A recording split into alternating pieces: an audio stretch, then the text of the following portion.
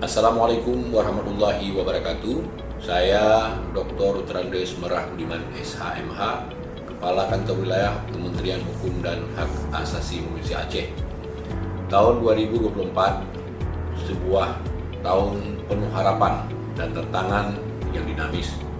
Saatnya untuk bersama-sama meraih mimpi dan mencapai target kinerja tertinggi. Kita semua tahu bahwa perjalanan menuju kesuksesan tidaklah mudah. Namun, di setiap tantangan terdapat peluang untuk tumbuh dan berkembang.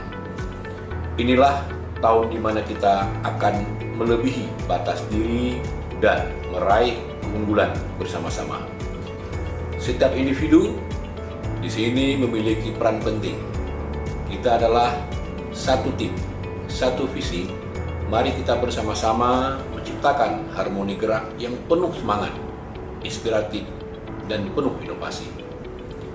Tidak ada yang tidak mungkin bagi kita saat kita berpegang pada tekad dan semangat.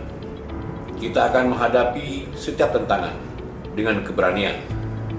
Mari kita jadikan tahun 2024 sebagai tahun terbaik untuk Kanwil Kemenkumham Aceh. Bersama-sama kita akan menulis kisah sukses kita sendiri.